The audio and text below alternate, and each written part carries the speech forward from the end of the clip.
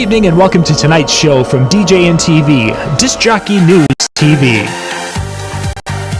Tonight's show is brought to you by Electra Voice, DJ Event Planner, DJ Trivia, Odyssey Innovative Designs and Cases, Analog X Professional, Promo Only, and the DJ and TV Insiders.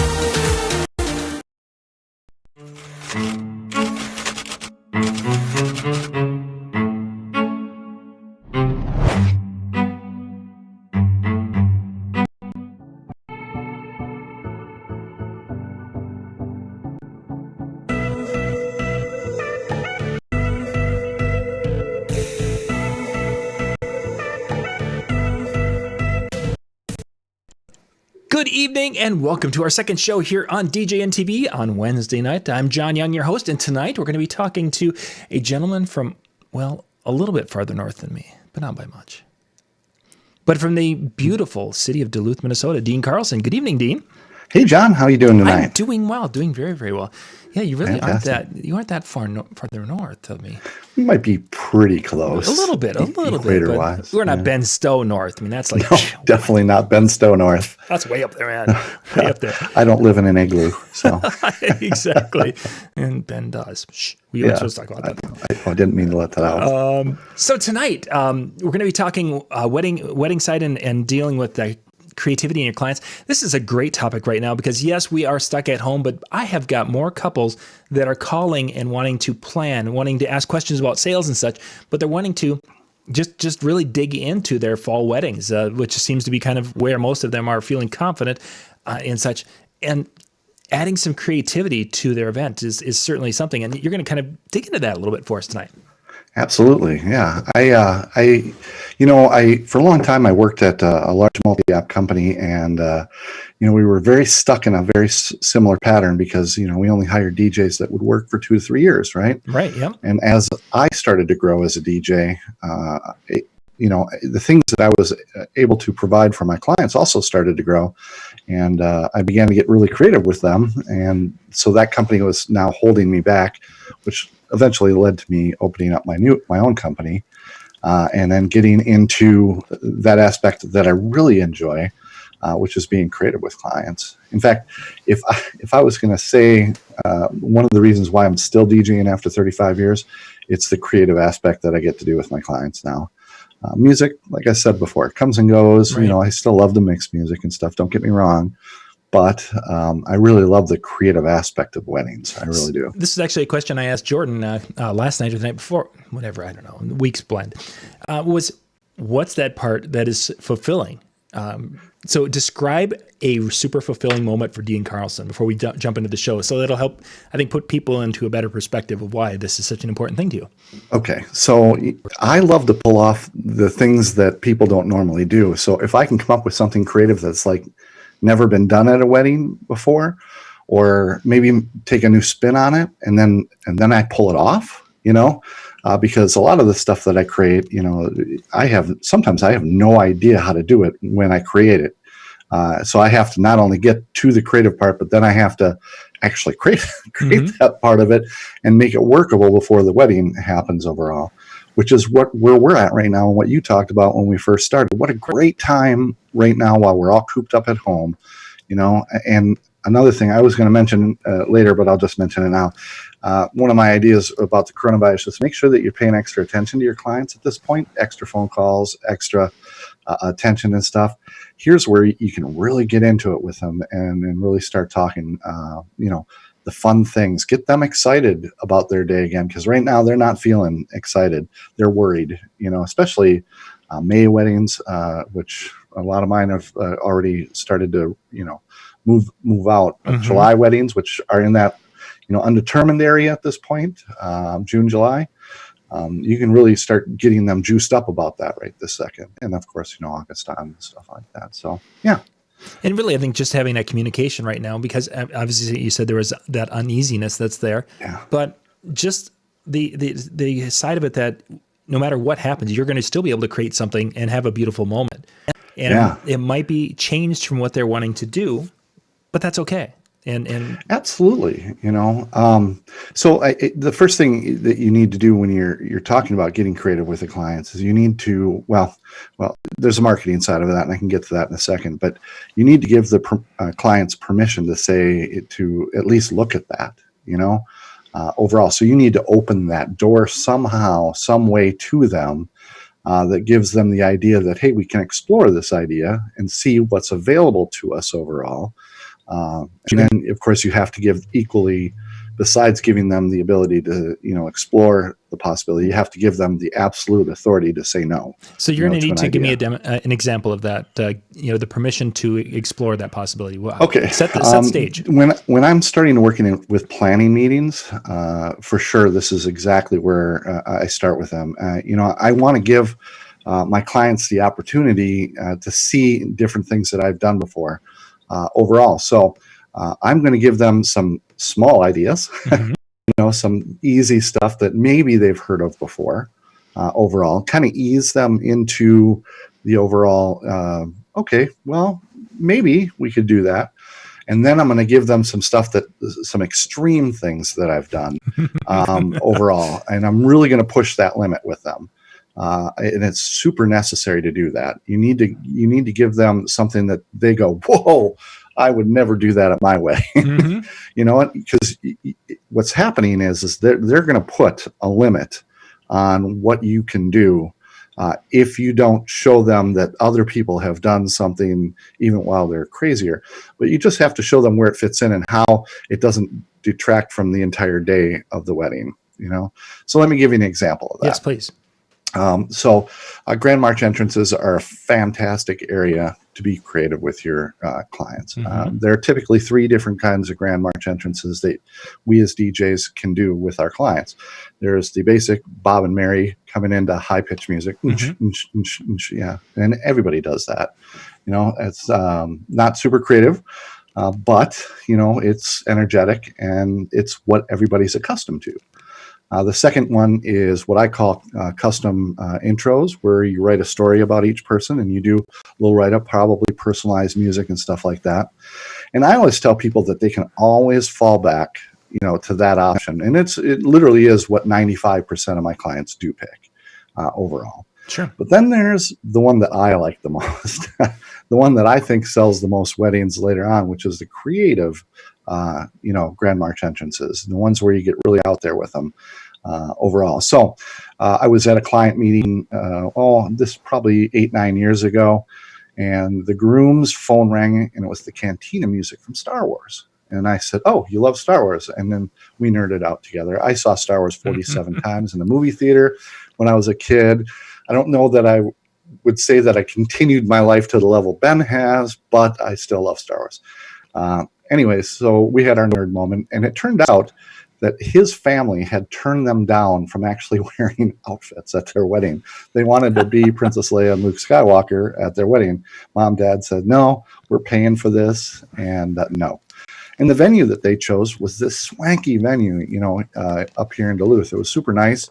And when the wedding started, they had a 7-tier cake that had a waterfall going down on each side of it. So you get the image that it was that fairy tale wedding still. Nice.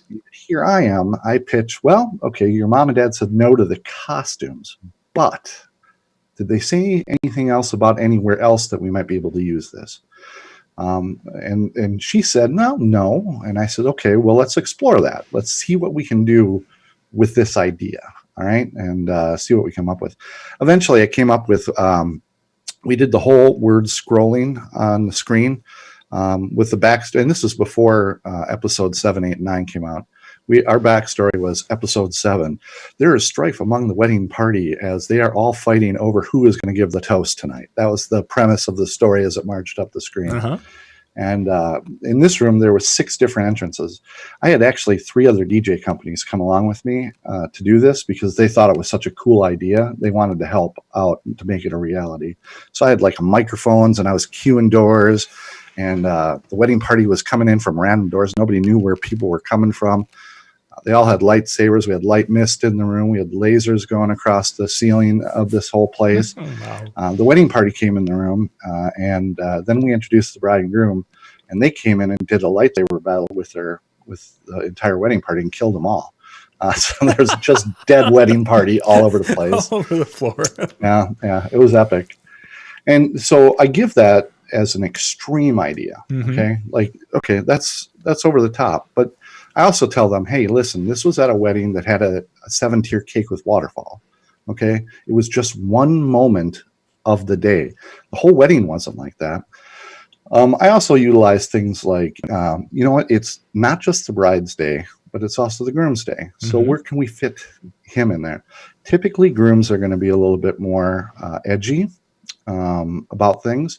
And the brides will reel them back. Yes, for sure they will. But this does give them a moment that they can go, oh, you know what I mean? And all of a sudden they're invested in the day in a different way. And brides will turn around and see that and really fall in love with that. You know? Sure. All of a sudden, my groom, who, you know, hated going to the 5th tasting of cake and yada, yada, yada, you know. So it was, it turns out that all of a sudden he has interest that day. Yeah. Yeah. So, so that all started from the phone ringing and me just paying attention, you know, and just saying, hey, here we are. Oh, you like this? Well, let's explore that. Let's see where we're going from that. But that doesn't really tell us how to get clients to that point if they're not there yet. Certainly not. But yeah, maybe just that permission that I wanted to give that. Right. Yeah. So first thing you need to do is make sure that your marketing is representing that idea. Be creative yourself in your marketing, the things that you're sending out, the way your website looks overall, everything that you say and do with a client. You want to make sure that you're giving that permission to be creative overall. So, you know, it starts the biggest part of it isn't so much my website. It's the booklet that I send out to my clients. It's a 20-page booklet that I developed over 15 years. And every ounce of that booklet talks about creativity at weddings. You know, well, the front 2 pages have pictures of me and the other DJs. The last 2 pages have our prices, but the 16 pages in the middle are all creative. You know, everything from every portion of the day, they're giving 2 or 3 different creative ideas to the bride and groom to start thinking about. So that's where it starts. So before they even book us, you know, they're seeing creative ideas.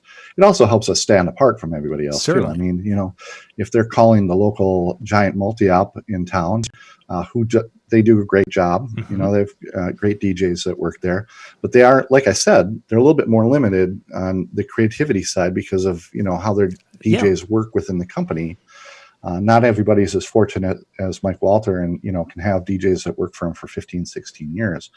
A lot of multi-ops deal with that 2 to 3 year college range, kids. Yeah. So, you know, start with your marketing overall. And then from there, you know, it works into the planning, you know, sessions of the day. And it really starts by talking about giving them that permission overall to explore this. So, yeah. Sorry, I'm moving around my notes here a little bit. No problem. But so, you know, in the planning meeting, I also I made a note at a conference that I spoke of about 6 years ago about my creative process, at least. And I want to get my clients saying yes a lot. Yes. You know, so, you know, when you design your planning meeting, and you should have a design for your planning meeting, it should have a plan. How do we get people through an entire day? And I skip around on purpose. So I start with all the easy stuff, you know. Okay, so we have a ceremony. It starts at 3, right? Yes, there's one yes. All right, dinner is at what time? 6 o'clock. Yes, it's at 6 o'clock. We're going to end at midnight, correct? Yes, we're going to end at midnight. You want to do a first dance? Yes, I do want to do a first dance. You see where I get them in that habit of saying yes, yes, yes, yes, yes. Everything is going smoothly before I start dumping into the areas of the night that we can start to be creative. And sometimes, you know, clients will have that right off the get-go, but tonight we're not talking about that. We're talking about getting clients too open to that possibility of creativity, so it's a very strategic attack plan overall. Now, I do have some advantages that other DJs don't have, maybe. But if you don't have some of these things, you should consider them, like Love Story. I think Love Story is one of those fantastic things. If you haven't had a chance to get out and do one of Mark's workshops, I highly suggest that. That's a creative aspect of the night, but 99% of my clients do that. Why do they do that? Because I get a lot of referral business and they've seen it before. So it's really comfortable to them, but it's also a creative aspect that's not at every wedding. Something I added about 5 years ago, Bill Herrmann does his workshop now. Entertainment experience. What was that? Entertainment experience? Yeah, the entertainment experience. Yeah. My mind is going as I'm getting older. Maybe I do have the corona. Who knows? Anyways, I don't know. But he taught me how to do custom recordings. And those are super creative, and very different every wedding that you do. So, I have those two tools that are pretty solidly bookend in there to start that process down. So I'm very good at both of those two things. I've been doing Love Story now. I took the first Mark workshop that came to Minnesota, and that was 2005, 2006. So 13, 14, 15 years now. It's been a long time. Yeah. So I've done, if 99% of my weddings do it, and they do, I've done 500 of them. So I've gotten pretty comfortable at that. The custom recording is a little less so, since that's newer, and that's taken some time to get clients into that. But having some examples of that is another thing, which, once we're starting to get into this, the next step of all this is having a book of ideas ready for your clients. All right. So we have 2 ears and 1 mouth. We're getting them to say yes. The next strategy is to start opening up that creative thing and start looking and listening for spots where we could use that. The most common spots are grand march entrances or dinner kissing for the creative aspect of the night. Cake cuttings can be a part of that, I've noticed over the years, for those people still doing those things, because, we have cupcake, stuff and all that stuff nowadays. There's spots where we can make that super interesting also. So the next part of my, once I get them saying yes to all the basics, next I bring them down to those parts which I know I can really personalize with people. And this is where I start opening things up and start asking them a lot of questions. By this point, they've said yes a lot. It's really opened up their ability to trust you in a different way. I mean, at my company, everybody books through Barb, and they have this amazing trust through her. So I have to come in after that and live up to what she's telling everybody about me, which is that took me a couple of years to get used to that. But, I found that these planning meetings, I needed to build that trust again with them.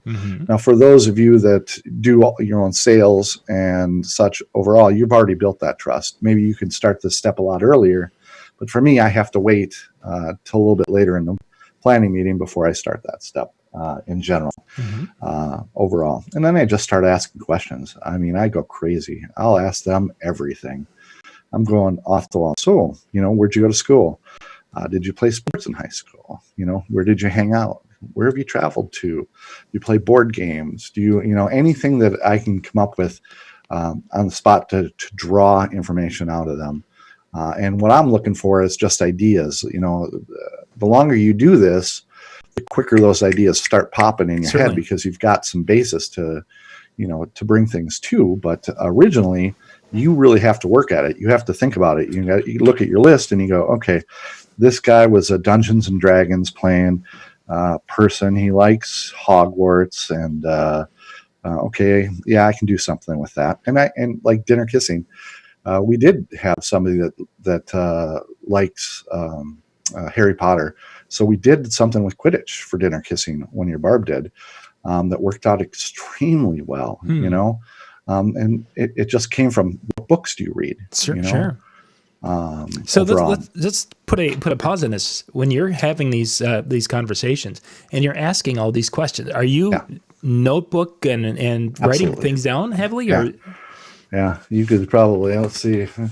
This is oh, you can't see can't it. see it? Well, that's too bad. But this is my planning forms right here. Yeah, there we This go. whole back page is nothing but notes on it, and there's probably 4 of those pages on here that are doing that. And I'll make 2 columns. I'll make his and hers. Well, and then I'll put stuff in between that are common to both of them. Sure. You're definitely looking for stuff that's common to both of them, but it isn't always there. Mm-hmm. And, things like Grand March entrances, you can lean a little heavier towards one or the other, especially if all of a sudden their ideas are, really powerful. So I had a groom. I actually went over to his house to do a planning meeting. When I walked in, I don't know if you've ever seen these pop heads. They're pop. They make these little figurines of every character, the anime character, and game character and stuff like this. He had a wall of them in his house. Those like bobbleheads? Yeah, they're like bobbleheads, Okay. but they're not bobbleheads. They're Okay. pop. I Okay. don't know. Yeah, I'm That not stands familiar for. with that, but yeah. Anyways, so he had a wall of this stuff in his house. And it's just paying attention to that. Sometimes it's the surrounding. If you're doing the meeting at their house, don't be afraid to look around and see what's on the walls. Mhm. A picture is worth 1,000 ideas. Sometimes, Really yeah, is. for sure. So for this guy, it turns out he was a Pokemon fanatic. Oh my gosh. This was one of my best ones in the last couple of years. I did this one last summer. Mm-hmm. He goes, yeah, I love Pokemon. And I said, well, we could do something with that. And he says, what? Here's the thing. I never come up with the ideas immediately on the spot with my clients. I just tell them, that's a great idea. Let me explore that. Sure. Okay. Let me do that. And I have a network of DJs that I talk about. You had Mark Spin on last week. Yes. For his first time. Actually, he was doing it right here. Mm-hmm. He was over at my house. It was cool. I'm so happy he did that. That's great. Yeah, it was good. Good night to get him involved and get that to break the ice. Yeah. He was really excited about that. But I have my network of DJs like him and JD Fisher and Bill Herrmann and Mike Anderson and all these people that I can call and just say, hey, I have this idea, or a client said this, and we know about this. So they start feeding me. Like, I don't know anything about Pokemon. I'm not a Poke person. I don't have kids in my house. I'm a single guy that likes to play some online games, and but Pokemon is definitely not one of them. And so after about 2 weeks, I called him back and I says, okay, so I have this idea. And I like to incorporate video now. I'm doing a lot more video stuff the last couple of years, just adding another level to it. Like I did a dinner kissing thing. I started last year, and the best dinner kissing idea I ever came up with was Kiss Cam. That came out of a meeting where we're doing live video feed right there into the room, and we're going table to table to table. That was a creative idea. But anyways, for this guy and the Pokemon idea, this was so brilliant. Oh my gosh, it was the best ever. I'm not even joking. DJs that hear this are going to eat this up totally. So we created 16-bit Poke cards. The old Pokemonsters, they superimposed, the bride and groom helped me do this. They superimposed their wedding party's head over a Pokemonster on a card. So each card had like points, and then we created the most off the wall, like Poke powers, like this Pokemonster, Brewster or whatever. Their name was inside the Poke name somehow. And they had like, one was wine drinking, the ability to drink wine. It was one of the bridesmaids. But for them, what we did is we put the wedding party in the room, and we let them sit with all their family and friends. And we introduced the bride and groom, and we did a Poke hunt. And so we put up a Poke card with one of the groomsmen or bridesmaid on, and one at a time, they had to hunt that person through the room with a Pokeball. Because in Pokemon Go, you throw a Pokeball at monsters, it hits them, and you capture them. Yes. That's what happens. Yeah. Basically, that's probably the extent of my Pokemon knowledge.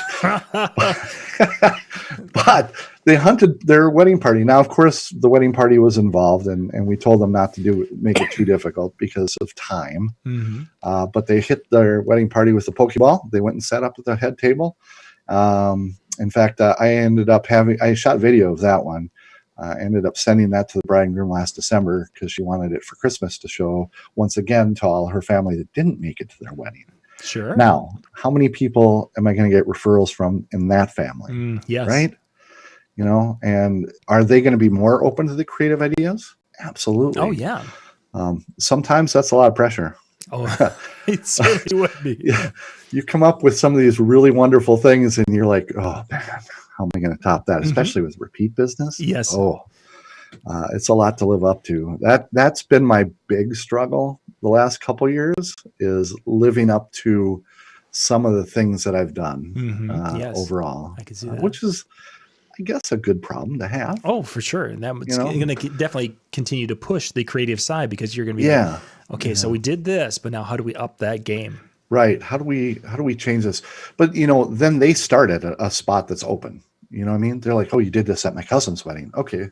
So now what can we do? So now we have to ask a whole nother series of questions and really get into it. And they're already at yes. Yeah, they're at yes, they're in. Yeah, and that Star Wars wedding I told you about. I drove through an Arby's restaurant 8 years after that wedding, and the lady at the drive-thru said to me, "Hey, I know you. You're the And guy." I go, "Well, post office wall, ha ha ha." She goes, "No." She says, "You DJ'd a friend of mine's wedding, Star Wars," and I was like, "That was 8 years ago." She recognized me. Wow. I was like, "Dang, man, can't buy that kind of advertising." Yes, wow. Cannot buy that kind. And that's about me, but ultimately, to give their clients something so unique, for their day is an amazing thing. And I'll tell you, as an industry, we've moved that way. I mean, you probably noticed it. I mean, if you looked at early 2000s, we were, just still doing all the games stuff still. I'm finding that I'm doing less game activities at weddings these last few years, and I'm doing more creative things that are bigger type of things, overall, the poke hunts and stuff like that. So, yeah. We're getting close to time. You get me excited talking about this. No, we're good. We're good. We've got time yet. Oh, cool. Yeah. Before I go about this, and I just wanted to mention one other thing about the coronavirus thing. And I haven't watched all your episodes. I haven't been up to speed. And my heart goes out to all the DJs that are affected to this. Absolutely. But we have a golden opportunity as an industry right this second to change the narrative of who we are. And I want to encourage, there's, a lot of people that are either getting jobs completely taken away, or they're needing to be rescheduled. And there's really only so many of us. My ask of all the DJs listening tonight is to reach out to the other DJs in your community and offer your services. Say, hey, listen, I won't charge you what I normally charge. I just want to help you out. I did that today with a giant multi-op in my community who, is hit a lot harder than I am as a smaller company.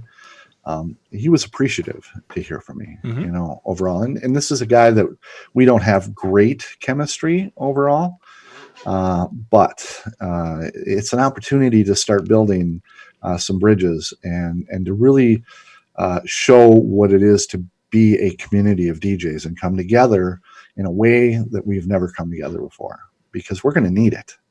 The clients are going to need it. Venues are going to dictate a lot of this, but your availability, if you're a single op, is only you. And that's the same for me. I'm lucky I have Barb, who stopped doing shows overall this year, who agreed to take any extra shows for me that might get moved out. Yeah. But there's a lot of DJs that don't have a Barb.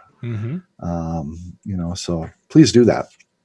Overall, I just can't say that enough. So. And I think it's what we're going to run into is this fall is that, as you were saying, the ones who have to rebook shows, and they're going to have full dates, and they're going to have good clients that just are stuck without entertainment to a point, and being able to help them and serve them at a high level. Well, I really want to help their company. I don't want to do it underneath my name. And that's what I told this guy. I says, listen, I know we've had some competitive nature in the past, but I'm in a spot where I might be able to help. And, I'll do the show. I'll put your banner up, whatever you want me to do. You know what I mean?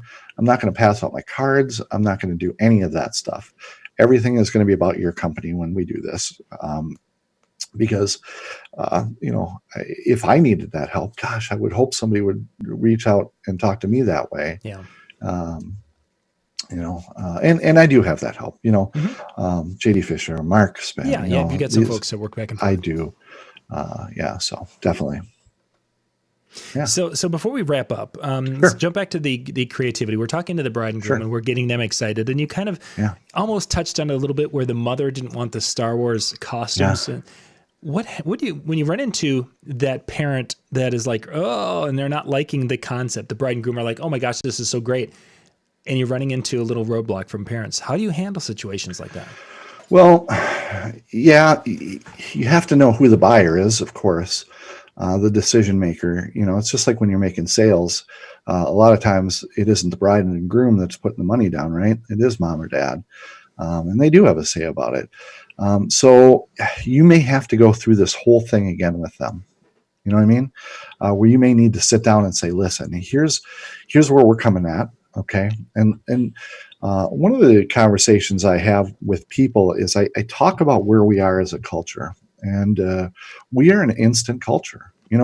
Nothing proves it more than right now. I mean, Zoom, how popular is Zoom right now? I mean, how many Zoom meetings have you seen pop up with DJs just this last 2 weeks? Yes. We need to be entertained now. The memes about the football season being gone, I discovered my wife, all those fun things. There's truth to those in a sub level. And so I talk to parents to them and I say, hey, so here we are. We need to make, they are there for the I do's. Absolutely the number one most important thing of the day. Beyond a shadow of doubt. We're not messing with that. Okay. We can, I'm not ruling out creative aspects for a ceremony, and I would go there, but I haven't pushed that envelope yet myself. I am a Christian like yourself, John, and I have some sanctity of that. So I guess, I haven't done that yet. Mm-hmm. But the rest of the wedding is an entertainment function. And that's what I explain to parents is I say, hey, okay, here we are. We've got, we're going to do this, but so how many weddings have these people been to? And have you noticed people leaving? That's a really great question to tell people, say, hey, if you don't want your guests leaving, so these are some ideas that we can come up with to make sure that they're doing that. And it was like that story I told about that the lady up at Fortune Bay. She recommended me because I connected all the dots. And that's what I tell those people. I says, we're going to connect the dots from the second your guests get in the room. They're going to go, okay, so now we're going to start with the Grand March entrance. Oh my gosh, you just did that, the pokey thing? I've never seen anything like that. Wow. The next thing, the next event is, what are you going to do during dinner? What dinner kissing thing are you going to do that's different and unique? Yeah. So you have something else hitting that's, right after that. And then you come out of that with whatever the next thing is, and then into Love Suite, and then into custom recording, and then into dancing, which you're, our most excellent DJs, and you've got an amazing night built around that. But you've connected all these dots, and the guests are just wowed. Through the dancing that, well, they don't want to leave. What's going to happen next? That's the question you want to get to your guest to is, what's going to happen next at this event? They're going to walk out going, oh my gosh, 8 years later at an Arby's, that was the best wedding I've ever been to in my entire life. I guess the last thing I would say about this is build a repertoire of ideas. Look for ideas, call other DJs, get ideas from them. You don't have to claim the ideas are your own when you're sitting down with the clients. In fact, it's best if you don't, if you've not done it before. Do not lie to your clients. When I came up with the dinner kissing idea, the kiss cam, I told them straight out, I'd never done anything like that before. I don't even know how to do it. But we did this early enough that I had time to research it. And then I was able to do live feed video wirelessly through a big venue, and it worked out really, really, really well. So much so I did it 3 times last year. Oh, gee. So it was a super popular option last year. Excellent. Yeah. Excellent. So when you were talking, working your way through the activities and such that you do, Yeah. and the part that I always enjoy when a person is doing things like that and being more creative is the you get to a point where people are like, "What's next?" Yeah. Exactly. And you can see it in their Yeah. eyes, and You can definitely see it. it's so much different than the times they're like, "Oh, yeah, well, let's continue to have our conversation here because they're just gonna, he's gonna make an announcement. They're gonna go cut the cake, and then we'll, Right. yeah." Right. That Well, a lot whole, of times I hear, wow, especially for people that haven't used me before. Yeah, Barb sells us in a creative fashion, but they don't know necessarily how creative we can be. They just know they've heard a couple creative ideas, you know. Now we're taking it up a notch, when we actually do that sit down. They've bought us on the idea of things like love story and custom recordings and stuff like that, but they don't realize that there's other possibilities out there. mm-hmm. And just explore them. I say we can always bring it back to here. Always. It's not a problem. Mm-hmm. This is easy. This out here, this will take some planning. So let's start here. And if you don't like it, say no, and we'll not do it, and we'll come back to here. Pretty simple. Sure. I'm okay with that. I'm not married to this idea out here. Mm-hmm. I'm just saying that's an option. That's all it is. It's a possibility. We're talking about the possibilities, and they love the possibilities, and they're excited about the possibilities.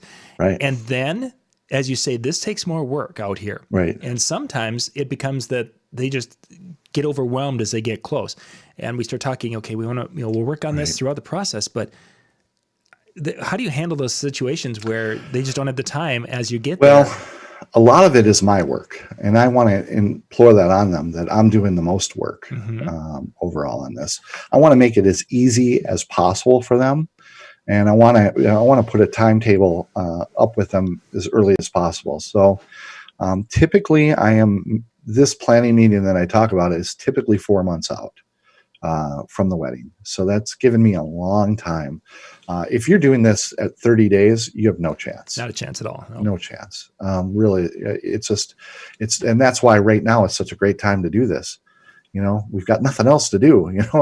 You can sit down and play another, game of whatever and be bored, or you can create something amazing for your clients and then try to figure out how to do it. And that's the other thing. Reach out in yourself, grow yourself. Adding video, you had to do this, John. I mean, with the whole DJ News, that TV thing, I can't even imagine the learning process that took. That wasn't there was that original idea. Hey, I want to put this web's content out there, but then all of a sudden you keep upping it, and now you're doing it live every night of the week. That didn't start that way. Yeah, certainly not. Yeah, and there's it's the same way with this. You need to learn how to up your game and challenge yourself. You'll find you'll get addicted to it. And sometimes you get a little disappointed when you don't get to do stuff. Like when I have to do a pretty basic wedding, gosh, I come out of those weddings going, oh my gosh, this was a good wedding. But to me, it was, but it isn't my day. And that's the story I have to tell myself. This isn't my day. This is their day. They got what they wanted, and it was fantastic for them, and I'm happy. But there are days where I come out of them and I go, gosh, we could have done so much more here, And yet they're happy and they're you were fabulous. You gave us exactly what we wanted, and it's like you're so welcome. But in the back of the head, it's like, oh, you know what? And I've had people pull back even the night of, and be okay with that too. I see that happening a little bit more with some of the throw off stuff that we do. I guess I don't even know if I want to call it throw off stuff. Garter and bouquet tosses and money dances now. I've seen those last minute. Just we're having a great time. Let's not do that. Yeah. And I'm like, okay, that's fine. I'm good. Let's mix it up. You mentioned earlier that games. For a while there, we had more activities and more games that we were doing, such as that. That's an area that's just absolutely. It's interesting to me how a lot of the wedding formalities, the garter bouquet, what have you, and the interaction that we used to do that was so popular. I mean, that drove requests or I should say referrals for many of shows and for a long time. But the way that has just fallen to the side, or I'll have a couple. We had a couple of couples from last summer who saw me years ago doing these things, and they're like, that one activity you used to do, can you do a version of that at our wedding? We'd really love to see it. And it's like, no problem. And then you get there and it's exactly as you say. They're like, oh, we're having such a great time. Let's just scrap that idea. Right. Yeah. It's like, Yeah, you have to be okay with that. Yeah. I looked back at a couple of my timelines from like 2003, mm-hmm. and it was like I had activities like every 15 minutes. Yes. I mean, I was doing games. I probably did, 5-6 games a night, or some sort. Between limbo, I guess I called the game, but all those stuff. There was always activities going on. Dancing, 15 minutes, activity, some activity. And now I couldn't even dream of doing that. Yeah. I was just thinking. Weird. So we'd have the he said she said is what we call it, which is the shoe game. We had the scavenger hunt. We would do. Yeah. We did the groomsmen would do the YMCA. No, excuse me, bridesmen were doing YMCA at the time because the groomsmen were doing the lip sync to Old Time Rock and Roll. We had the bride and groom who would do Summer Nights. Something from Greece. I mean, these were all part of the Remember different getting things. the glasses for that? Yeah, exactly. You had all the corny, crazy things there, and of course, and the guitars and things would work their way out at some point in time. Yeah, it was 15 minutes. Do people even buy stuff from Oriental Trading anymore? I mean, is that still a company? I know they're out there, yes, because I think schools are the only ones who buy it. But I used to have stock in that company.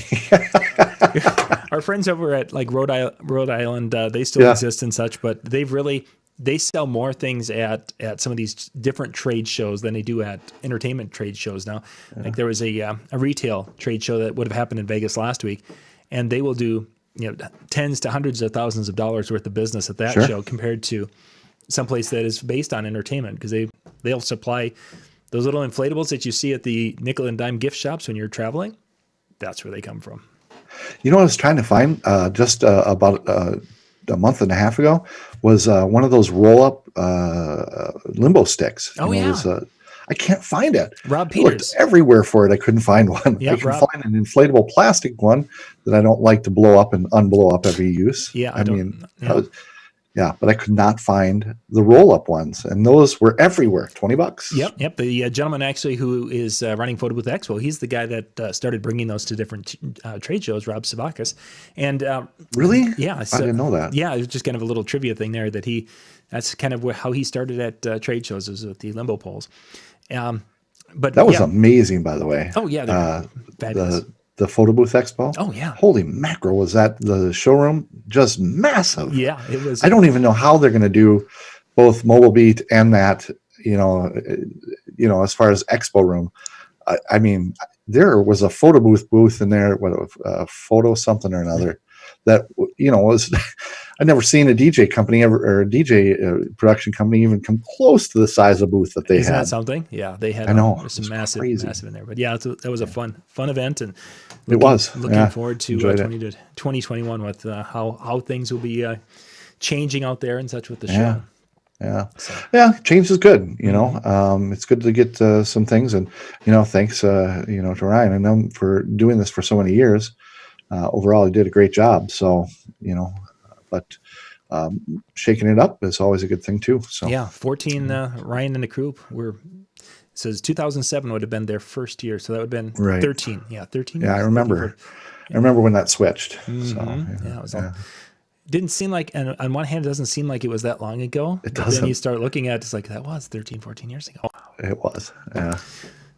We've been around for a few years there, Dean. Gosh, I know. It's just crazy. I start looking back now, and I'm like, yeah, I have been doing this a long time. Mm-hmm. Oh, yeah, exactly. In the early 2000s when we were getting together down at Mystic Lake and doing the shows down there and such. And it's just how time flies when we're having fun. I love it. I still love it. I'm excited about this year. I really am. I'm very positive right now. Yeah. I know a lot of people aren't, but I am. I'm ready for it. Mm-hmm. And I'm knee deep in planning with people. I'm meeting with them on Skype Skype meetings all the time now. Sure. So I use Skype. It works out well for me. I don't do the Apple thing, so I don't know how to do FaceTime on my regular PC.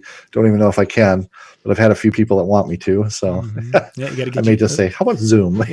go Zoom. Zoom works better. Then you don't have to have anybody's contact information. Works well. Yeah. Okay, so, Yeah. Dean, we're going to No wrap doubt. things up. Thank you much Okay. for being on tonight and Yeah. and sharing in such some tips and ideas for being a little more creative with your weddings and Right. events. Good stuff. Good stuff as always. Gang, we'll be back in about 15 minutes here at the top of the hour. We're actually going to be over on our PBN TV, our Photo Booth News TV. We're going to be coming and talking about, in a photo booth world, using props and different accessories to really enhance that side of your business. So we'll be back at the top of the hour with Eric Wilson. Thanks again, Dean. Thanks.